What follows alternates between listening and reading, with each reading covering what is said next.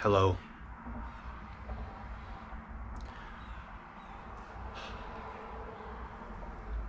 I am not in a great place.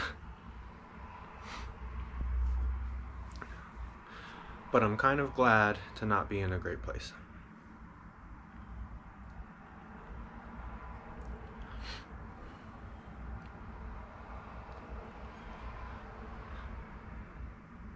A long time ago, I was unfortunate and fortunate enough to kind of accidentally have all of my attachments severed.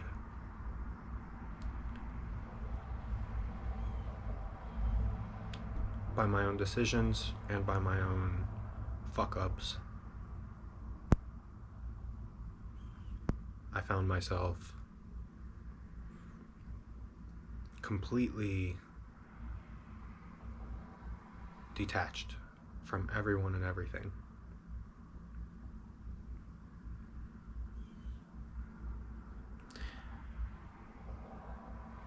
And in a way that made things very easy.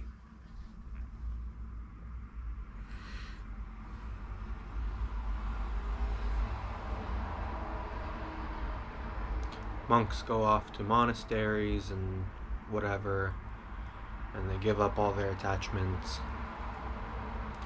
in order to not have foreign karmic influences disrupt their practice.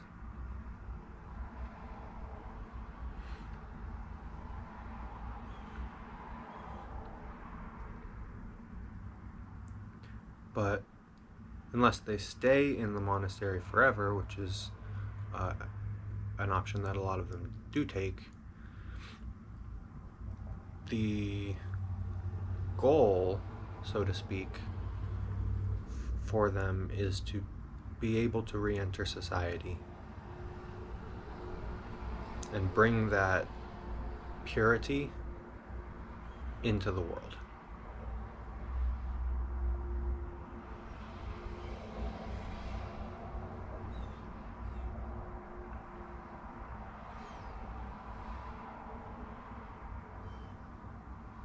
I feel like I tried to do that and did it successfully in a lot of ways. As in, I found a kind of purity within myself and recognized the truth in a lot of teachings and religions and strove to bring that purity into the world via my book. But I'm not writing a book for people who have had all of their attachments severed.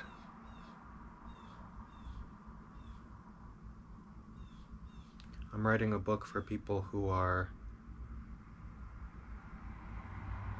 not in a great place.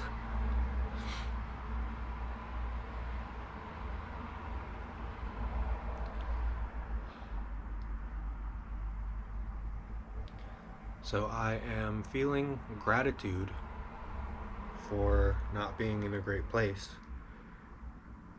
because it's going to help me relate and it's going to help me communicate the truths that I know in a way that will potentially actually be helpful.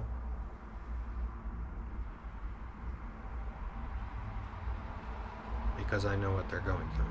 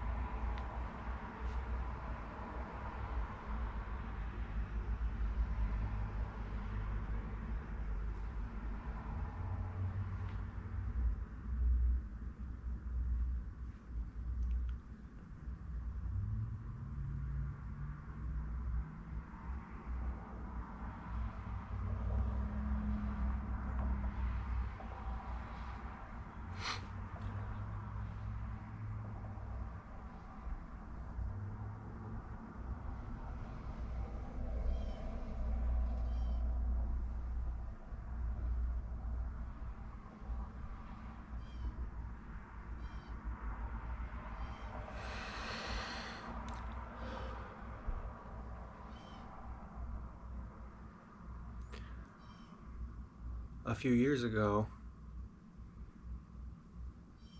I was in the kind of place where I could sit here like this and close my eyes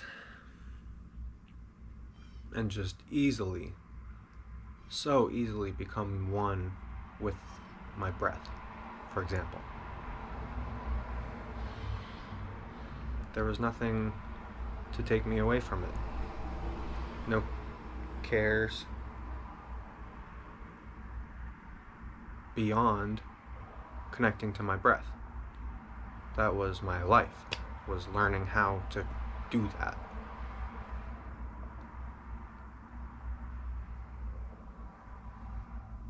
And seeing how deep I could go. And seeing what all was out there. You know, I felt like I had discovered some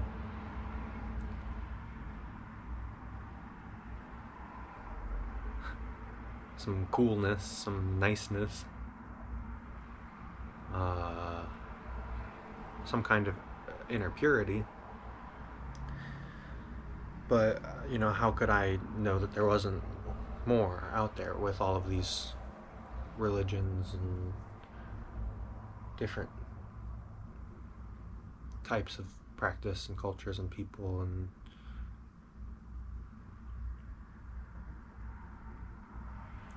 so that was all I cared about, was trying to go as far as was possible.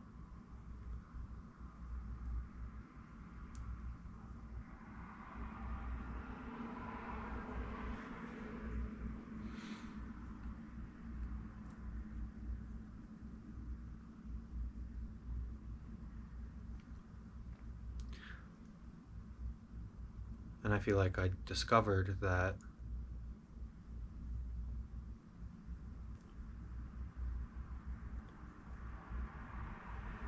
in all of the different religions that I've studied and philosophies that I've studied, there's not really any further place to get to.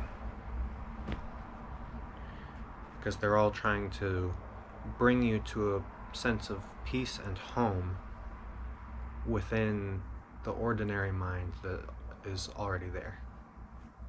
Back to a kind of childlike purity that we've all experienced and that we all exist in as our natural state, free from anxiety.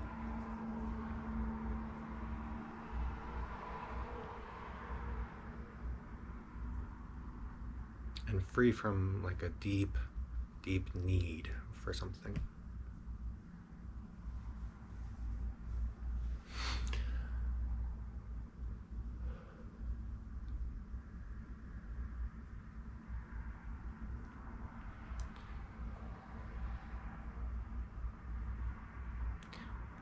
And according to all those teachings, from that place,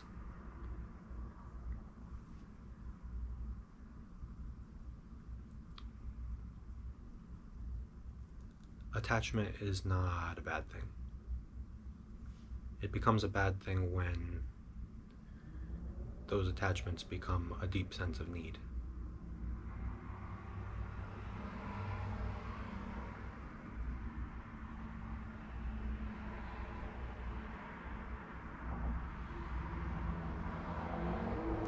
Or rather, it can become a bad thing when it's like that.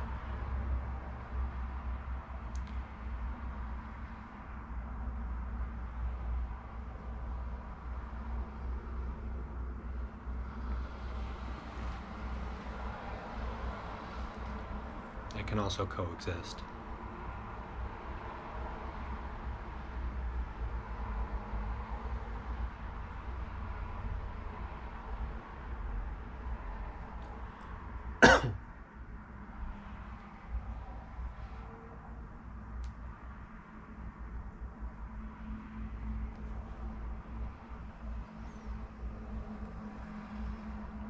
But I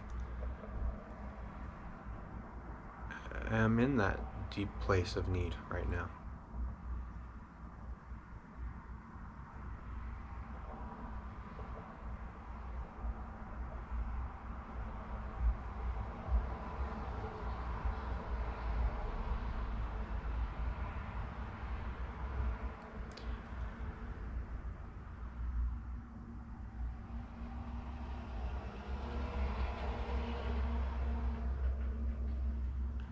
And most of me does not want to leave that place.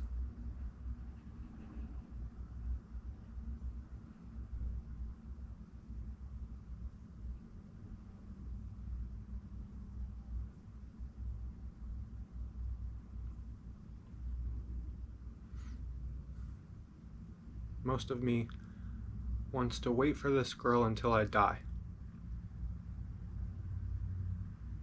even if it takes the rest of my life. And even if there's only a fraction of a percent chance that she will reach out to me.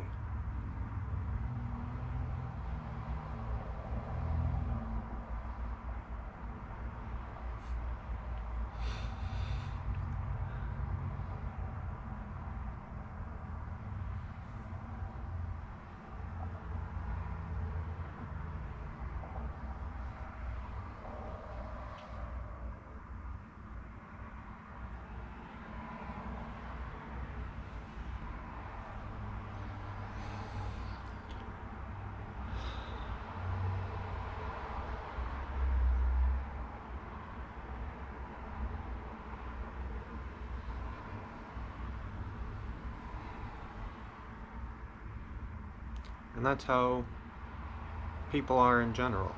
There are always things that people will be unwilling to let go of. And if success, quote unquote, on the spiritual path, quote unquote, really necessitates letting go of everything, then most people will not see that success. I don't believe that that's necessary.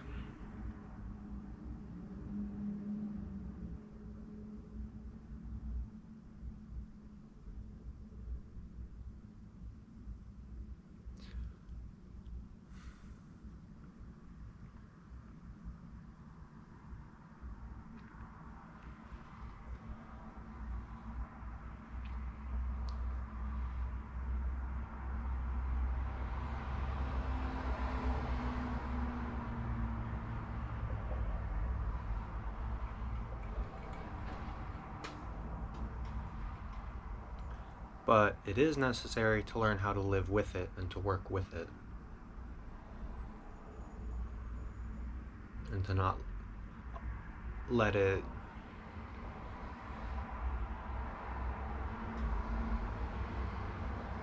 just kill you. Just fully diminish your life force, your vital energies. Which is what it's been doing to me. She's still the first thought in my head every morning.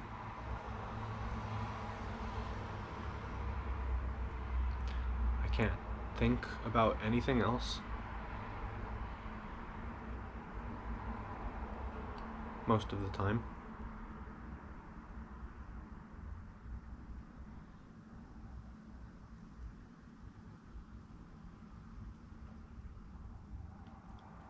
And I'm having trouble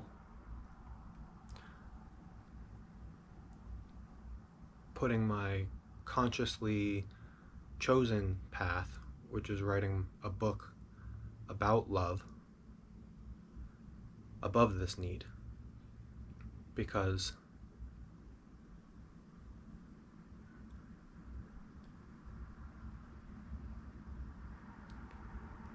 they're the same topic. So writing this book is thinking about her and right now it's just still too difficult to do that for very long.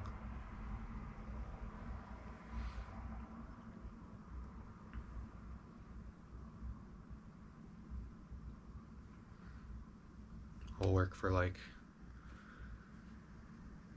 15 minutes and then just break down in tears and not be able to continue for a while. And repeat and repeat.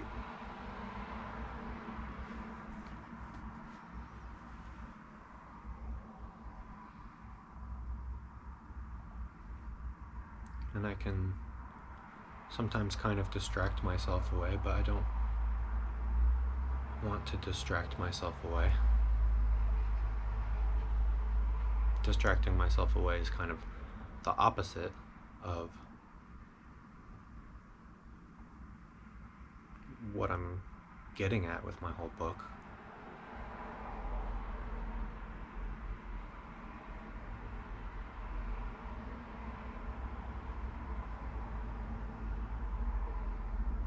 For example, I'm watching Star Trek right now, and I can kind of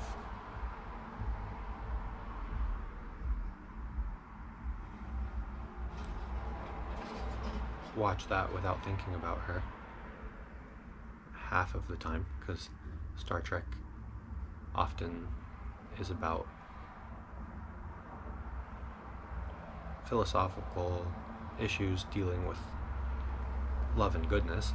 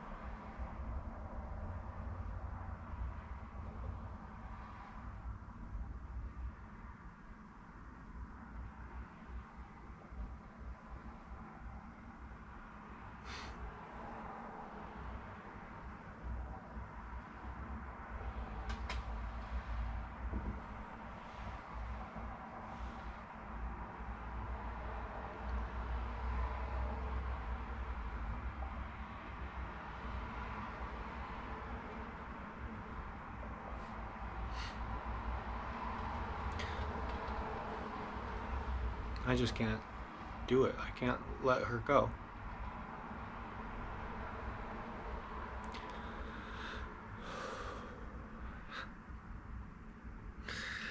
I can't do it.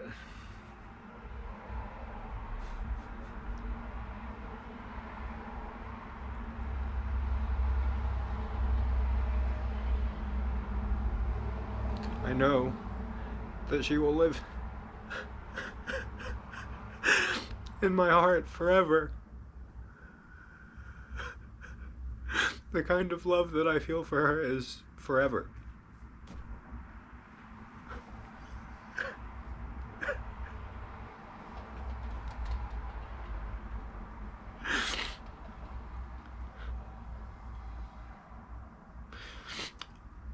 And it's extra hard because I know that she was this close to feeling like that about me.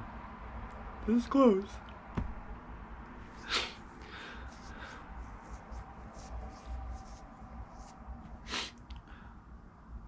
My anxiety was about me,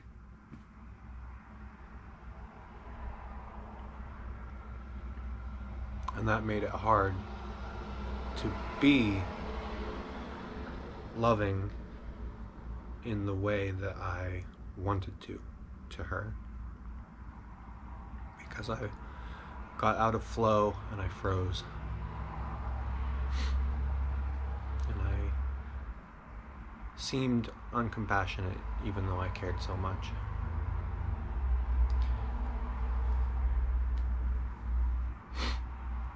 Not just because of anxiety, also because of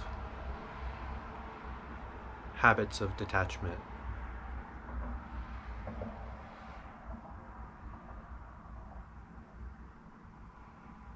But But her anxieties were also about me because she has more or less trust issues. They might not be issues, they might be right caution, especially from a female perspective. Looking out for love bombing narcissists and players and liars and fake people always trying to make moves and shit. But I didn't even make a move on her. She asked me out.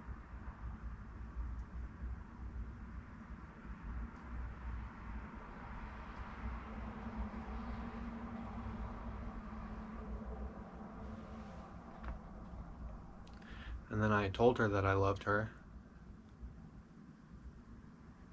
And then turns out my love wasn't perfect. And she got scared and ran away.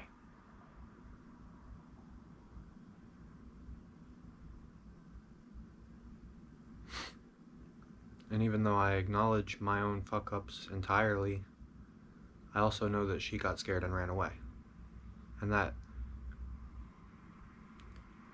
gives me just enough of a sliver of hope that she will one day reach out to me that I can't move on.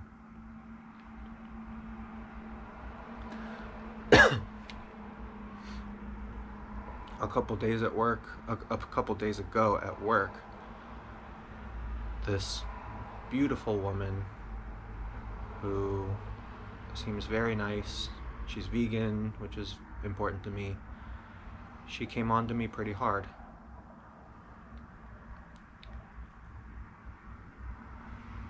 She gave me a drink that she bought from one of her packs, and this isn't even our first interaction, and I can tell she's interested. She wants me to ask her out. I can't. I just can't. And I can't see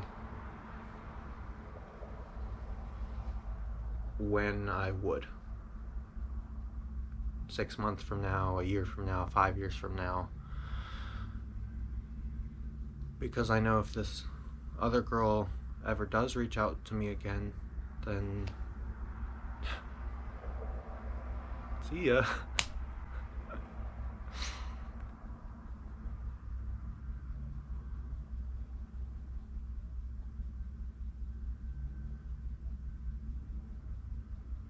And I'm not the kind of person who can do casual things, so there's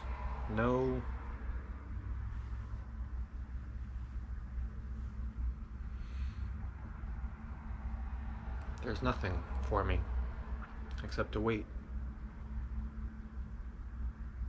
At least for now. Maybe I'll feel differently in a year, 2 years, 5 years.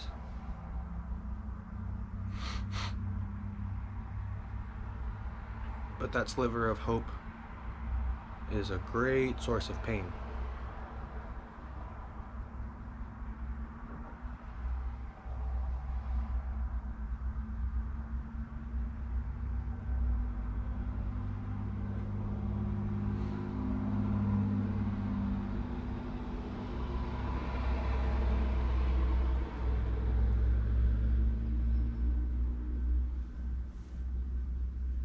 It would be so much easier if I fucked up so badly that I just knew that no one could ever forgive me.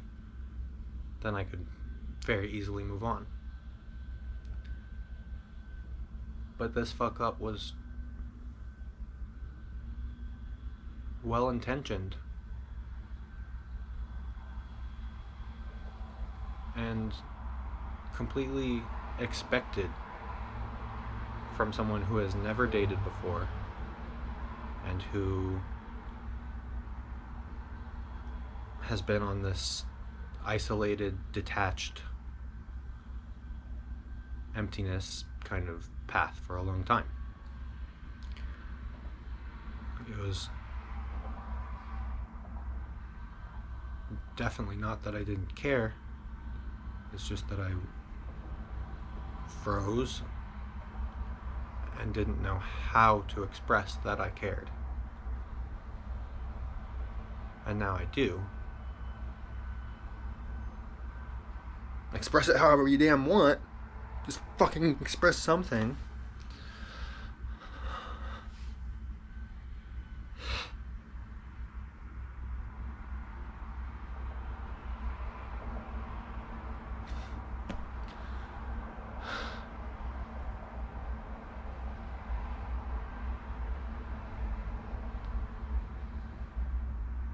Because of that, because of the nature of my fuck up and the kind of innocent nature of it, it feels very forgivable, and there's just a lack of faith.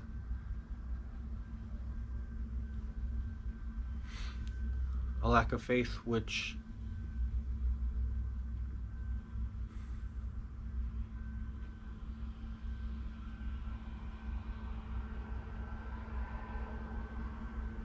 I've never had problems with, because I've always been able to very easily have faith in other people.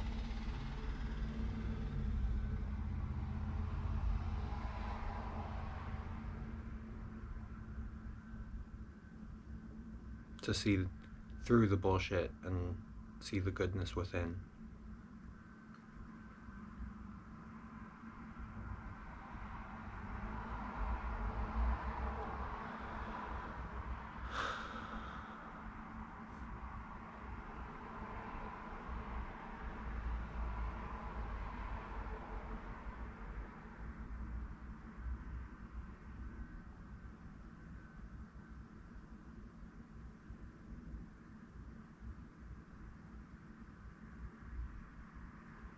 Because deep down we are all the exact same. We all want to be happy. We all want to not suffer. We all want to be loved. We all want to love.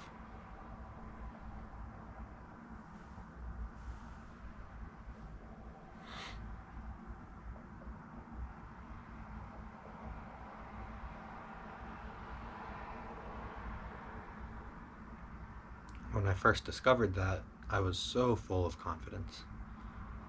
Kind of reckless confidence.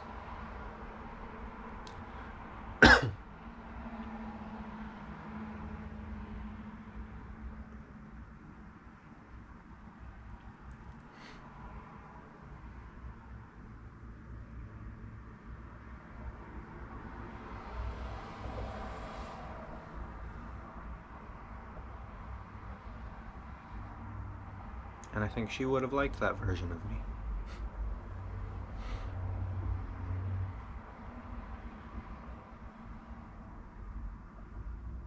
But I discovered the limitations of that kind of reckless confidence.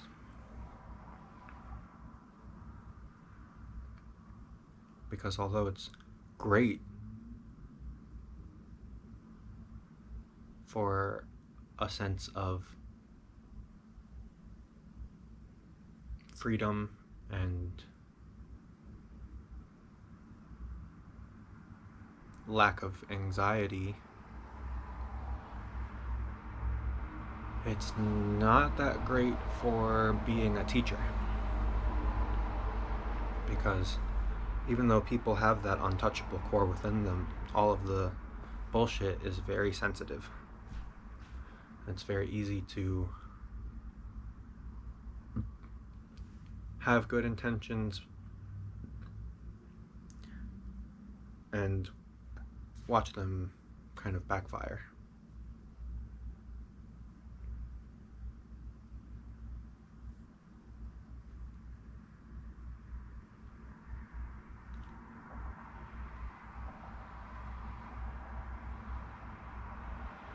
And everyone is a teacher.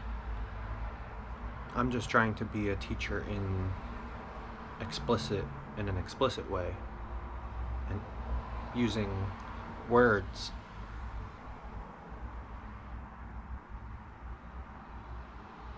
noises from my vocal cords and pictures on the screen, black squiggly lines on a white canvas,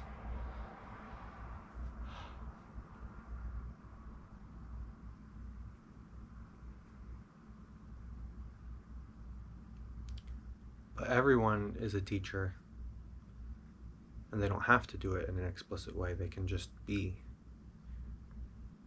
And just being sets an example for other people.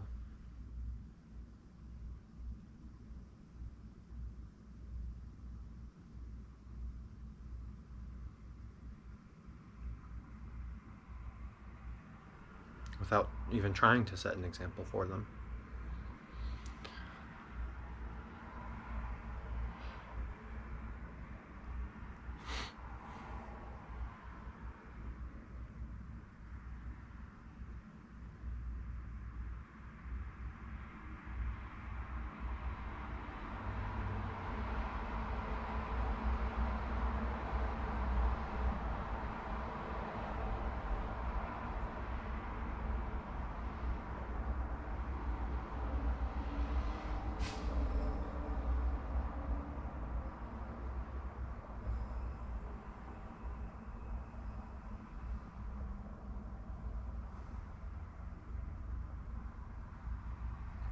And so, because I recognized how hard it was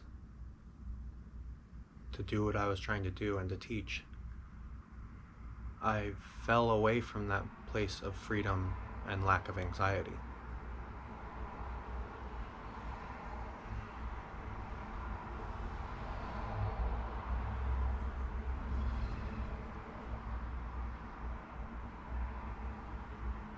Into a dark night of the soul.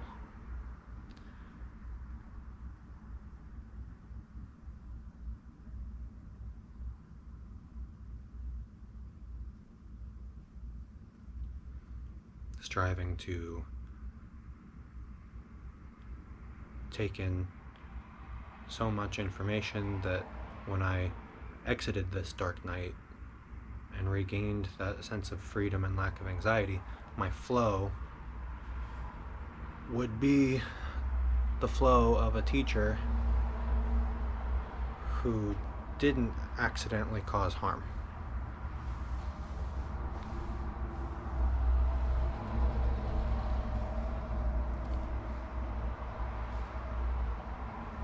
It's a lot easier to have that flow and not accidentally cause harm when you're not trying to be a teacher. Because you aren't directing your words in a meta way back at the path. You're directing your words, towards normal things, and just doing so in a way that is free and lacking anxiety, and thus teaching by example. That's elegant and subtle and very wise.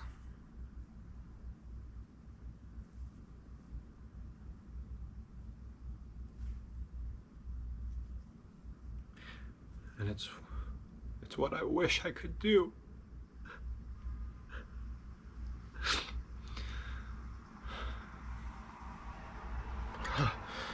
But I've decided that I'm not doing that. I've decided that I'm taking the explicit route, not the subtle route.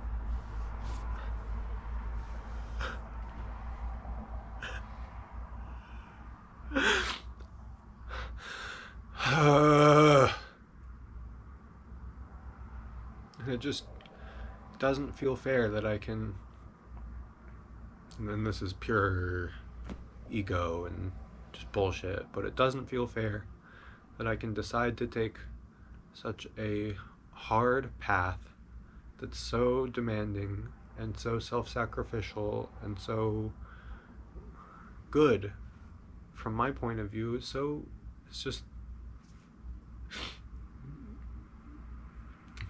doing the most that I can possibly do. It's trying to be the best that I can be, the most loving towards the world that I can possibly be.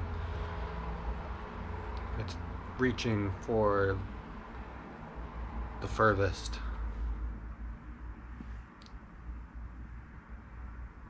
possibility that I can see with my life. Like, let's say I was deciding what to do. Like, how am I going to live my life? It's like, well, I could do this, or I could do this, or I could do this, and they're all great. Those are all great options.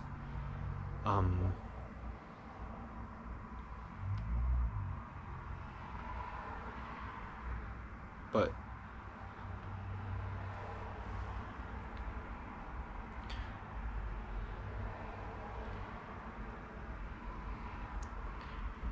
if I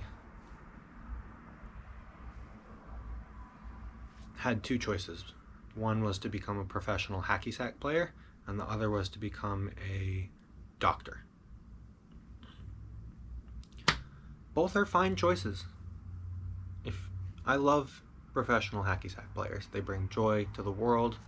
They are active, they are perfecting a craft, they are pouring their energy into something that's not just consuming it. You know, you have to play hacky sack with other people, so it's connecting, it's bringing joy to people's lives, and they can, of course, do it in a way that spreads love. But if I chose to be a hacky sack player instead of a doctor due to some fear about being a doctor, or due to some sense of energy conservation, you know, being a doctor's too hard, like then, you know, it'd still be fine that I was a hacky sack player, but I would be denying myself this quote-unquote higher possibility. Not higher in terms of objective reality. Doctors aren't better than hacky sack players, but better in terms of my own subjective reality. Like, I could have been more.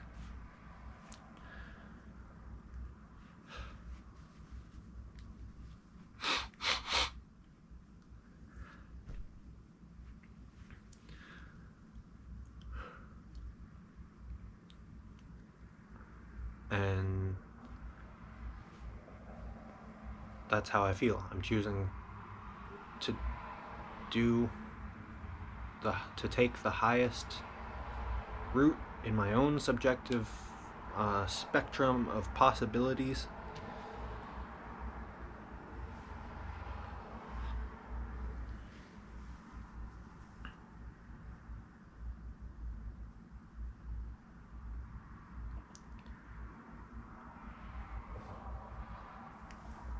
And I feel like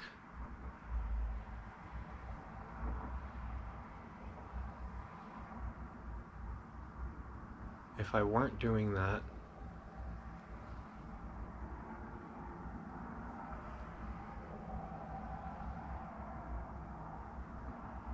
then I wouldn't have fallen into this dark night of the soul. And I would have been able to be in the free and liberated way that's lacking anxiety that this girl was looking for.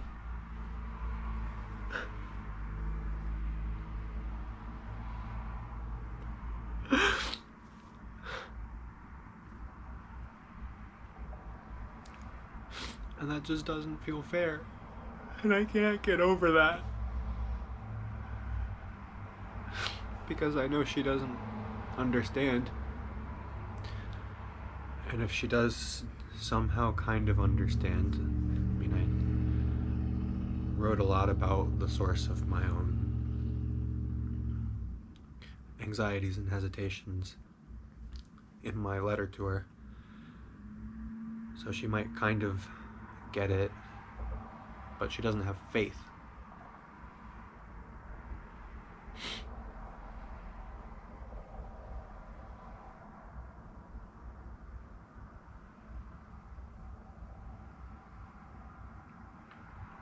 she's afraid.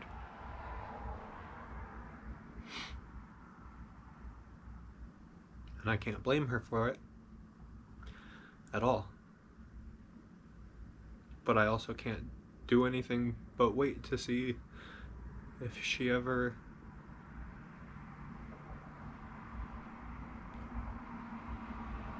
recognizes that that's what's going on. On the off chance that that is what's going on, because I can't be certain.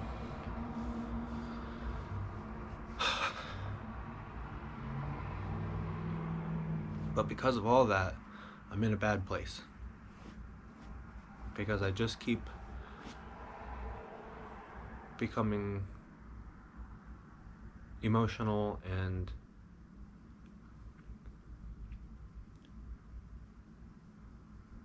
I just can't think of anything else right now.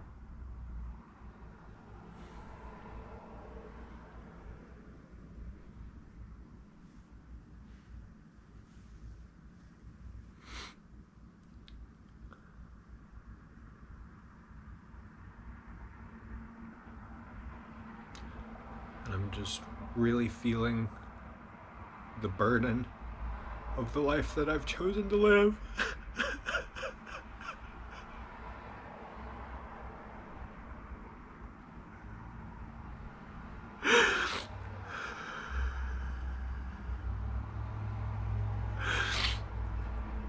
Because I'm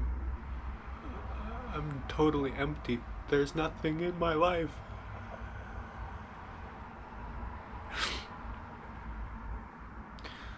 And that's how it was before, but I felt so beautiful about it because I was just... And now I still feel beautiful about it in like this abstract conceptual way, but my body, my being, my emotional body, my energetic body, my physical body, they're all in mourning.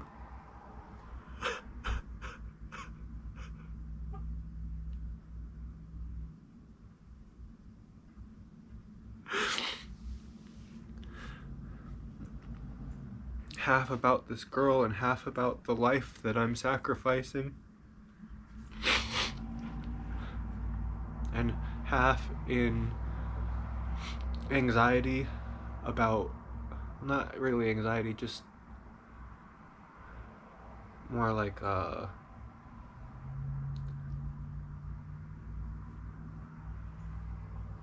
uncertainty about whether or not it's right for me to do this, if it's right for me to sacrifice my life, or if I'm doing that needlessly.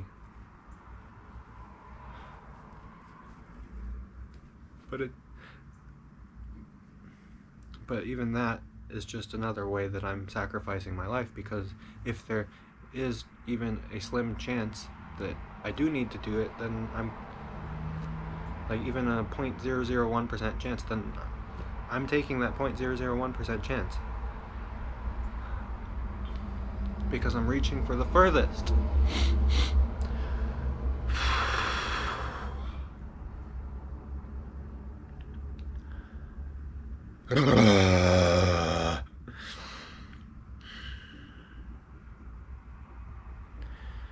And so, despite the fact that I feel broken and empty and sad, grieving, mourning, there's only pain.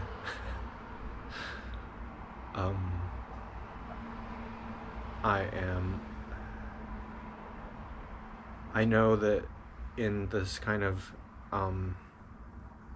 beneath all of that way, I am happy to be experiencing that because it's my free choice.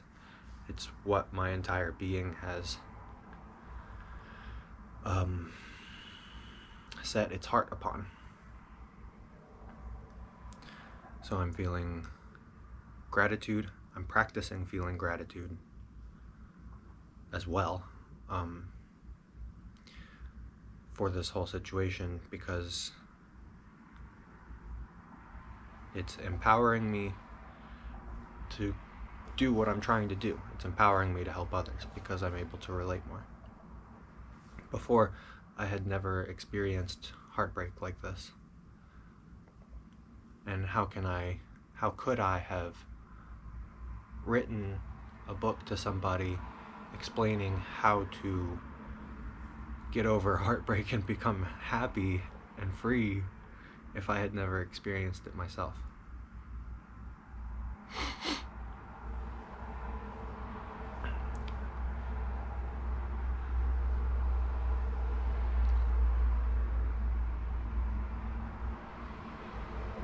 And my life up until this heartbreak has also been pretty shit.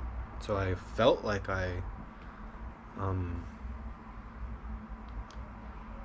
knew the depths of suffering, so to speak. I mean, shattered family, not really any friends.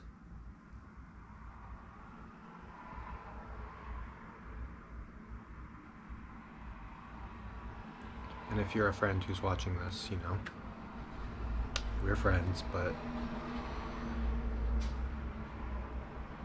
you have to admit that our friendship is not like other friendships. Not on you, on me. You know, me not really being interested in friendships, being more interested in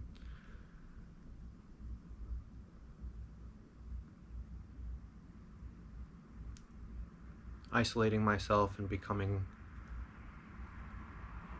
and learning what it means to fully embrace the spiritual path in the kind of dedicated way that is the hallmark of monastic settings.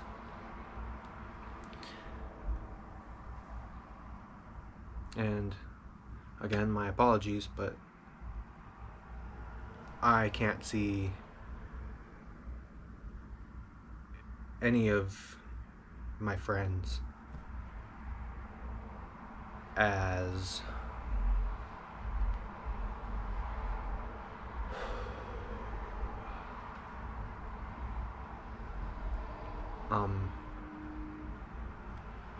the kind of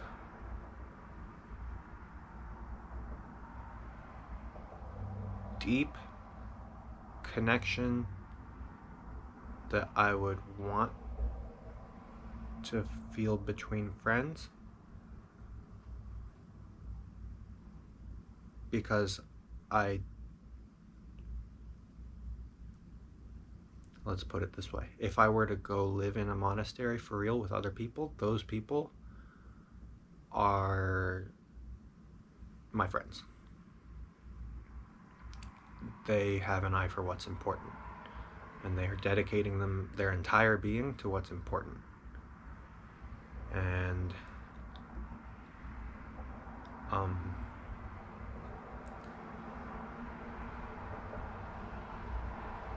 I can't be fully connected to people who aren't like that, because I'm trying to be a teacher, and there's a disconnect there. I can't. And that's the whole thing that made it hard with my last two roommates, trying to balance and walk the line between being their friend and a teacher. I've talked about that already.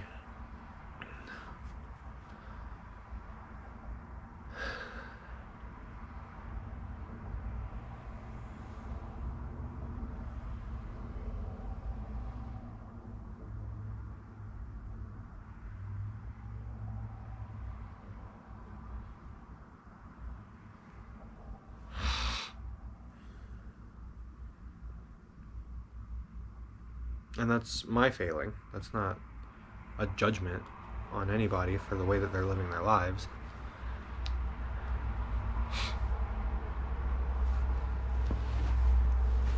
It's just that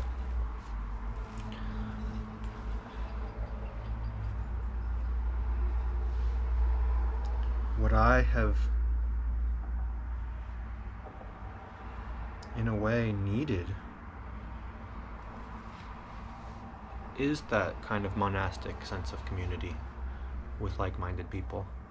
But there isn't really a monastery that exists for me because I'm trying to pioneer a new, or somewhat new,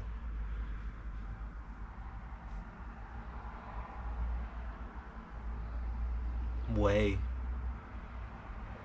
of thinking about things and saying things and practicing things.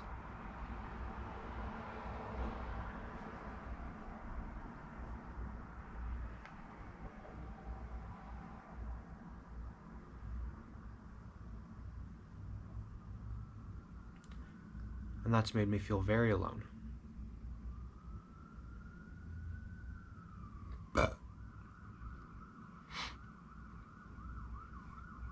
And the aloneness never really bothered me until now.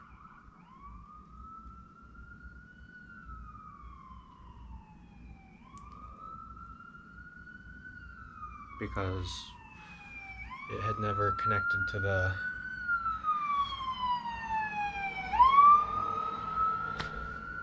romantic side of my being, which of course is more or less what we're hardwired for, apart from survival.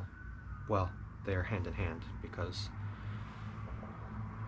evolutionary selection is not dependent on survival, it's dependent on reproduction. So survival and reproduction, survival and our biological romantic drive are one and the same in terms of what we are hardwired for.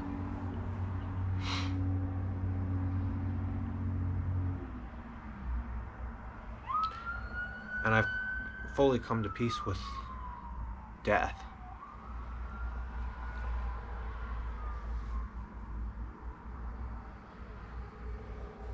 So that side of it is fine. I've fully come to peace with accepting my fate and whatever happens.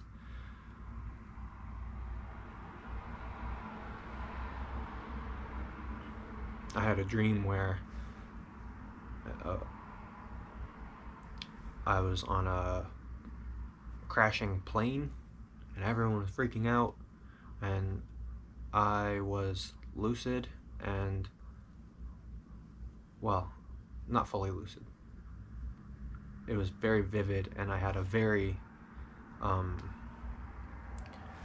present sense of self, and all I felt was peace. And I've had a bunch of dreams like that, and I've felt that in real life when my life was in danger. Just, if I'm gonna die, fine, I'm gonna die. But the other side of that same evolutionary hardwiring,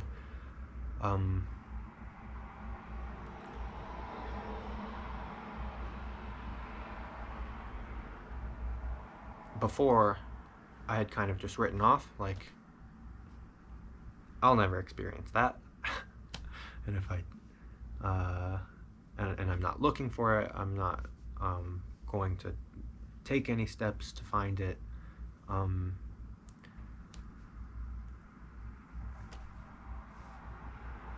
Partly because I just didn't have time, and partly because there was a 0.001% chance that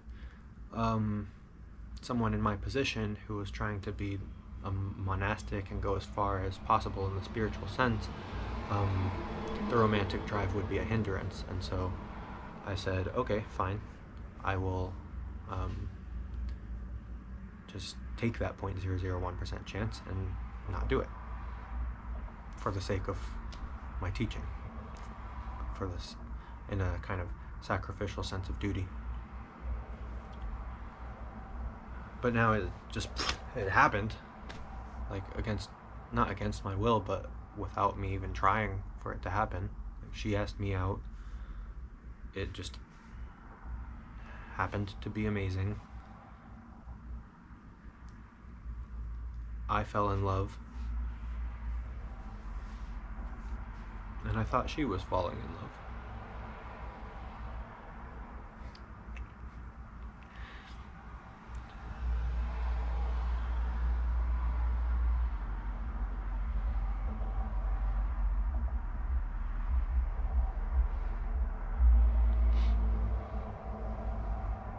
I know she was falling in love.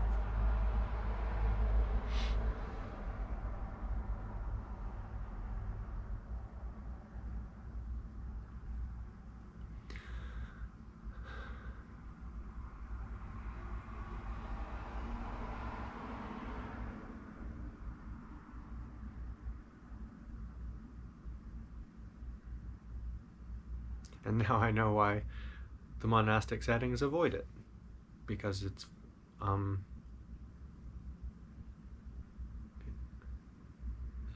fucking crazy.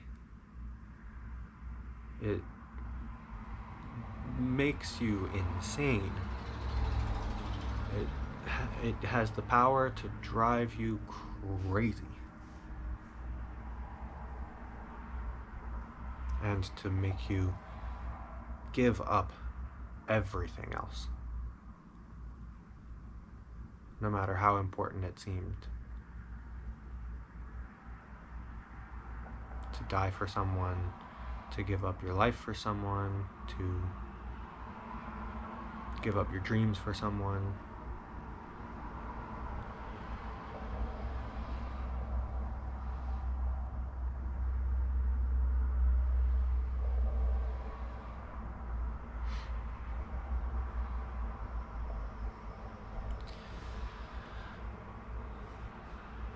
So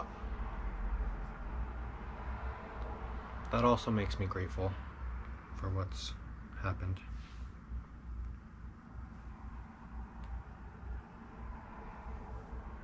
Because I can't afford to give up on the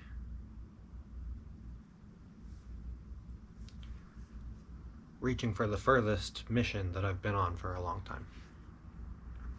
Like, I've already given up so much in order to reach for the furthest. So to stop now would be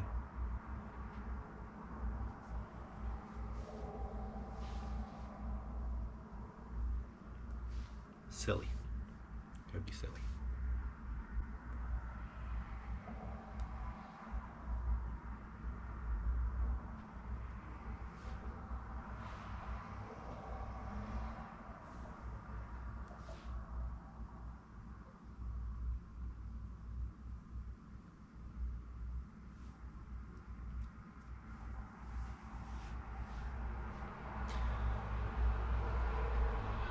So part of me is filled with a renewed sense of drive to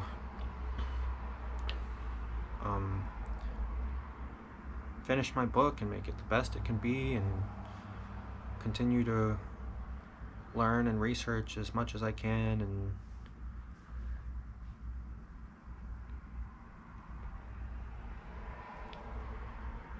to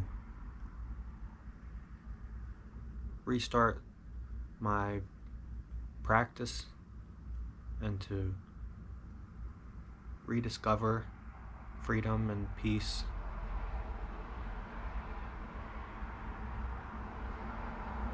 But it's also just really hard right now.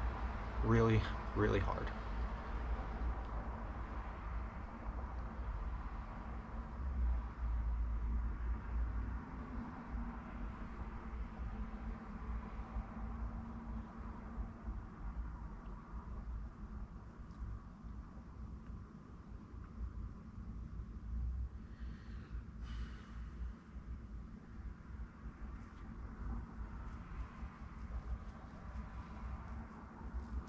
But at least I'm not nailed to a cross.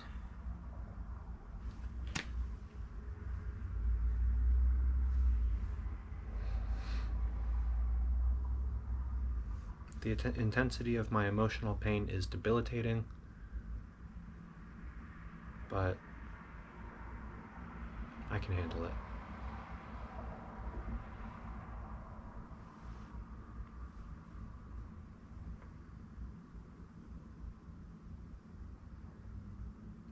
I just wish I could have the answers delivered to me on a golden platter. Is she going to reach out to me? No, she will never reach out to you. I have seen the future. You are free to move on. That would be nice. But I don't have that.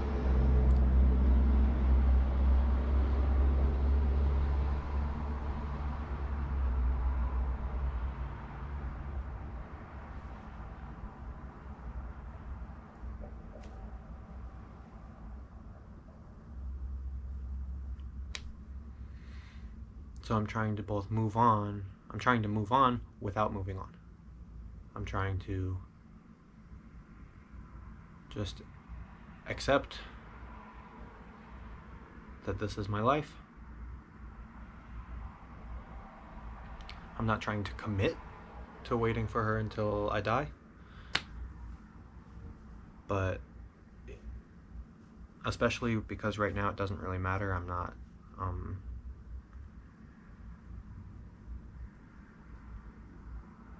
I can't try again with anyone until I'm done with my book, for sure. Both because of time and because of the same types of anxieties that would come up. The same types of hesitations, the same types of disassociations, because my entire being is devoted to this writing, recursive thought process. So it can't fully devote itself to a person like I would want to.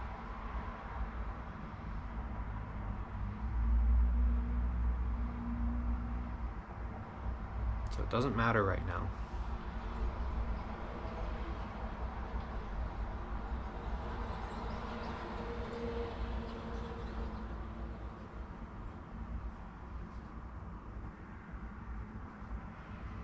But it's still sad. And I still can't help but contemplate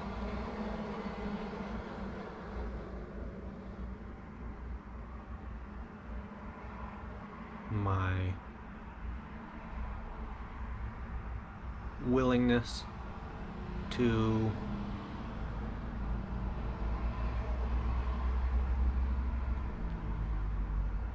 never find romantic love.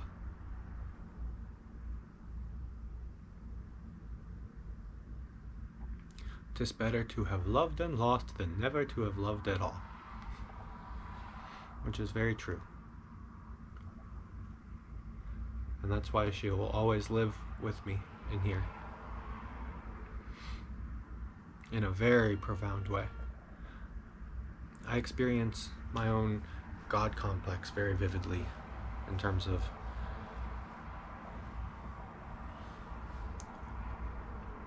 auditory, visual, and body feeling hallucinations. I see them as hallucinations. I see it as a dream, but I see it as a dream which comes from when it's with that flavor of the God complex. It's from a place of my subconscious where all of my subconscious minds, or most of them, are unified in what they feel and what they believe, and are presenting a message to my conscious awareness.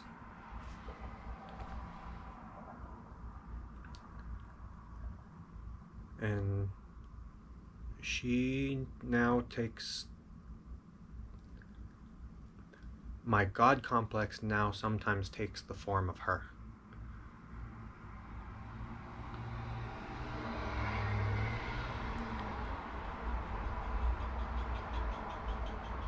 and not a God complex in terms of judgment, but a God complex in terms of love and peace.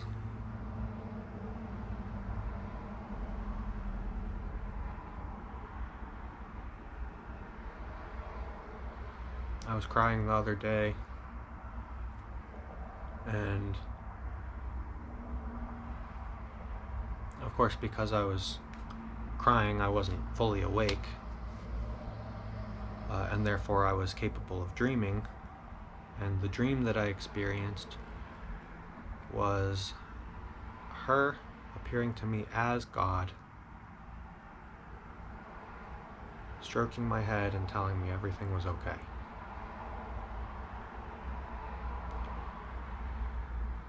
And I know that it was my God complex because it's unmistakable. The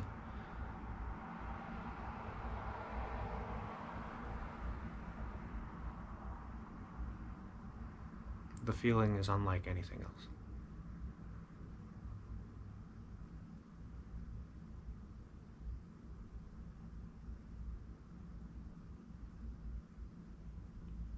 My aunt is very Christian, and she's one of the good types of Christian. Like, she really gets it in a lot of ways. Yeah, not all the ways. But she experiences God talking to her, and she believes that it's actually God. She actually hallucinates like I do.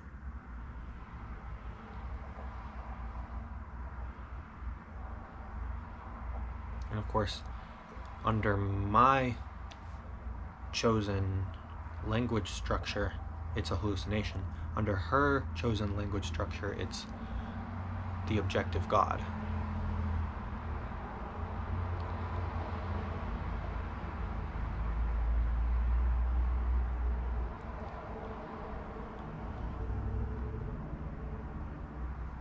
But she would also say that the feeling is undebatable, indescribable.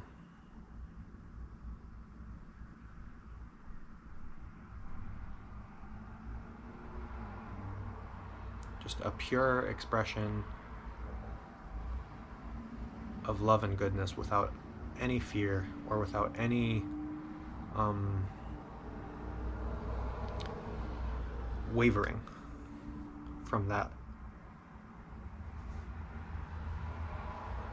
feeling which it is expressing.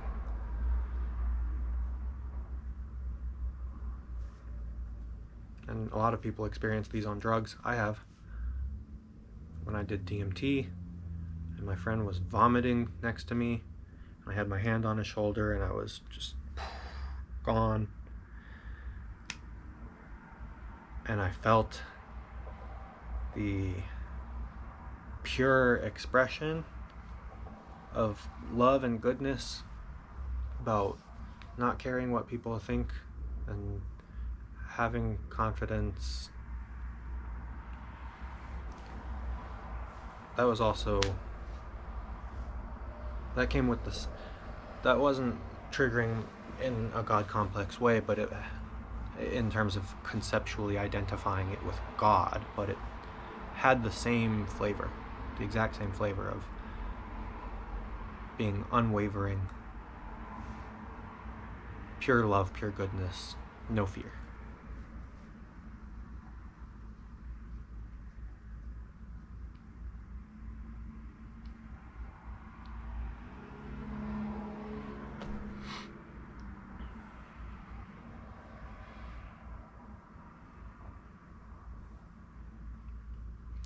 So I'm trying to live with her in my heart in these ways, and trying to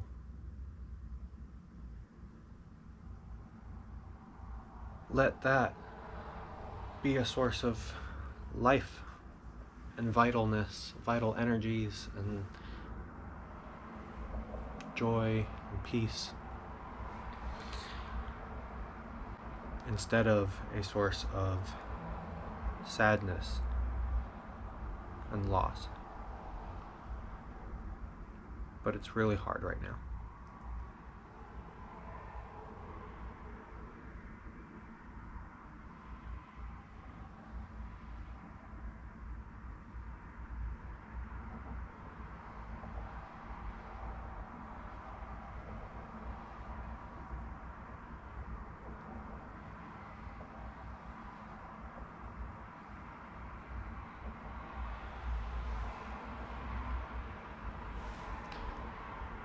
Especially when I think about how far I feel like I've fallen.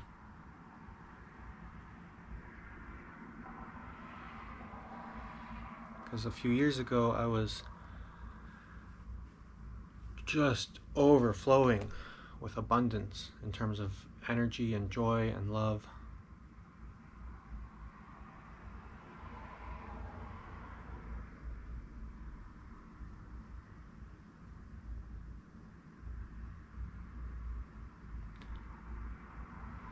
And now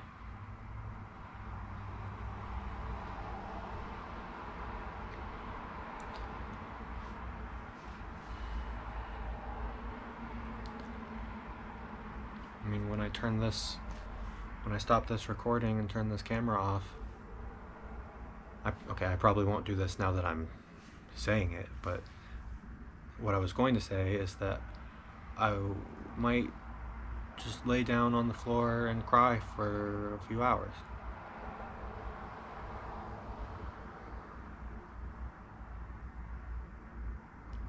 Maybe lay down on the floor and cry for 30 minutes, get tired of it, get up, pace,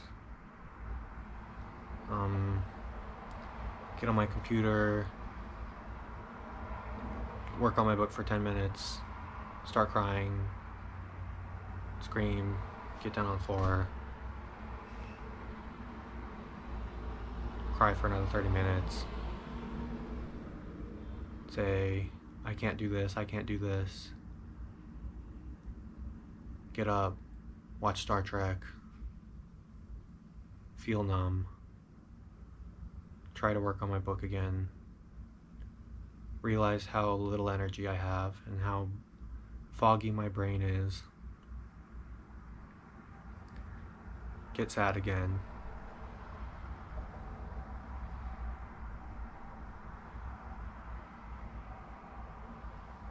that's kind of where I've been at.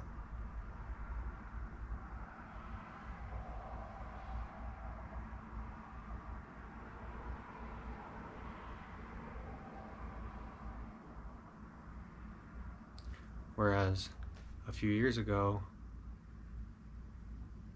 it was more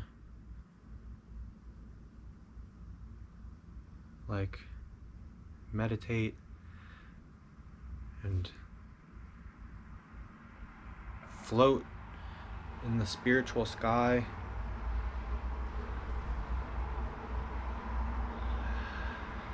as a pulsating wave of breath, feeling pure love and joy, and then getting up with not like that. That was now energy, but just like just energy, like clean energy, like what I just now I'm like energy, but and before, and then I would go out and pick up trash while listening to an audio book, and then come back and spend like 10 hours just like non-stop reading and researching and writing, like with barely any breaks except for to like cook food and like joyously cook delicious food and like immediately clean everything, and everything was so simple.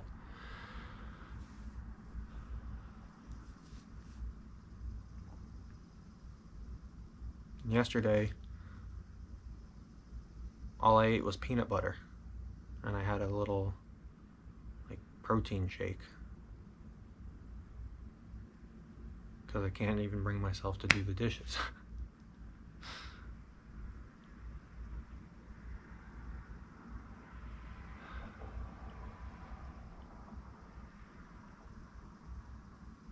But again, gratitude, because I'm writing my book for people who can't do the dishes. So it's like my past self wrote a book for my current self to get out of where I am, so that my current self could become like my past self, except plus way more wisdom and compassion and experience, first-hand experience. And I recognize that that's what's going on, and it's a good thing, but I hate it. Because right now I'm pure ego.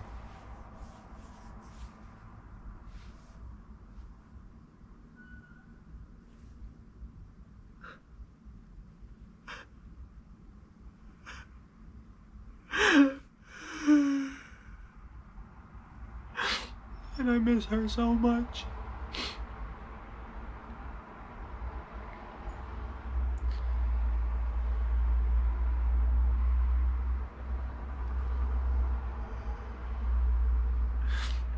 She is what I'm writing about.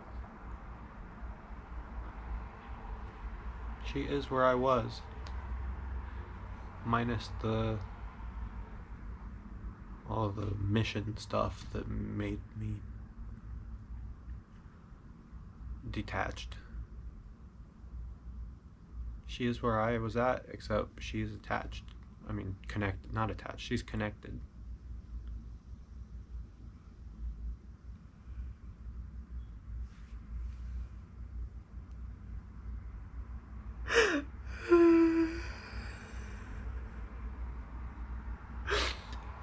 And I wish you could just see me.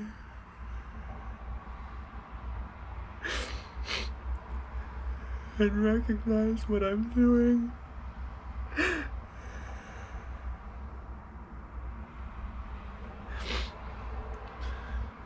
And that she would freely choose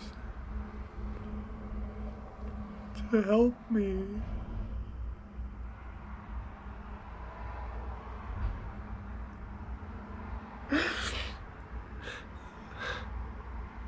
That's the biggest source right now of emotion and pain, is that I've been on this mission for so long by myself,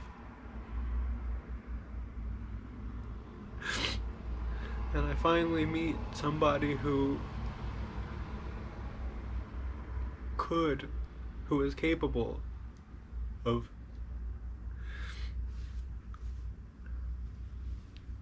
really and truly helping, becoming a partner with me, and we would together try to change the world.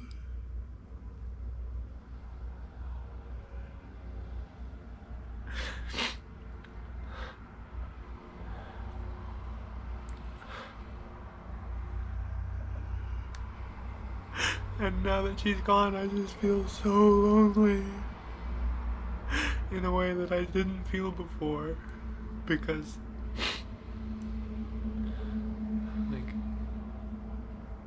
like now it's like dangled in front of your face. Nope, snatched away.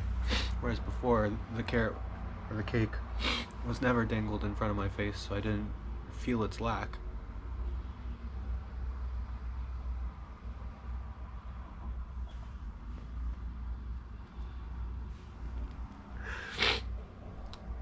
And I've never known anyone else who was capable of helping me, because every one of my friends has not been on this path, and or they've been an initiate on the path, but they've seen me not as an equal but as a teacher.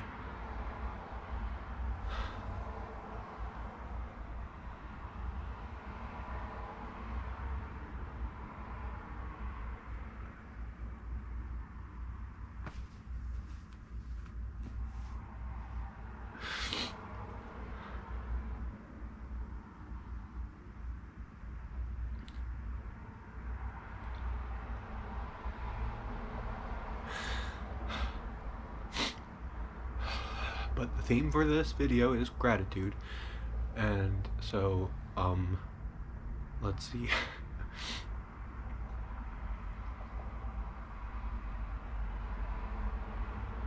In a way,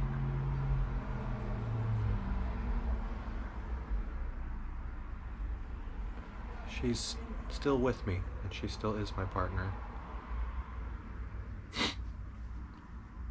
And everything that I've learned from her and through this experience is empowering me and is helping.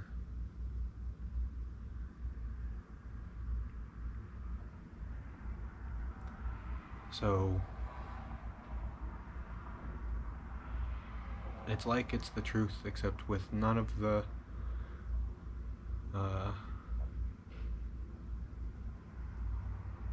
comforts of the ego. No one to talk to, no one to touch, no one to hold, no one to cry with.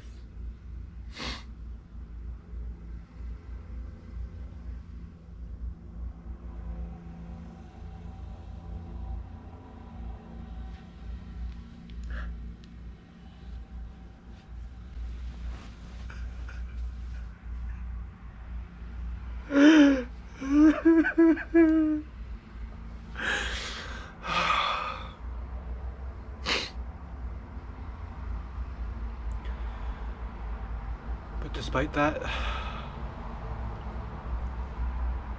I'm still grateful.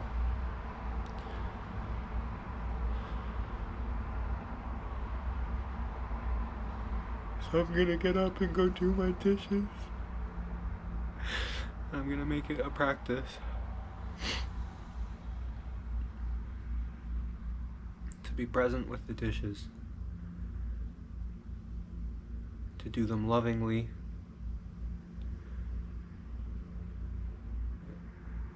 and without haste, without thinking about the future, without thinking about the past. I'm gonna go do the dishes with her.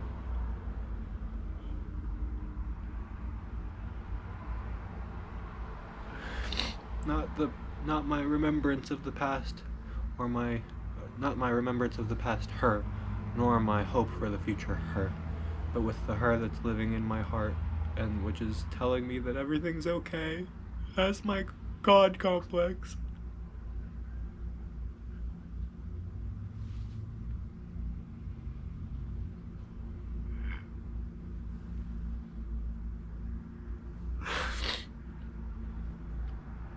And we are going to enjoy doing those dishes, and we're going to do them well and thoroughly.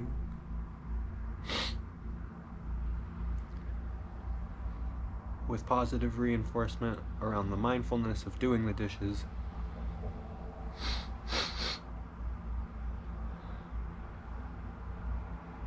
And so on and so forth. Goodbye. Goodbye.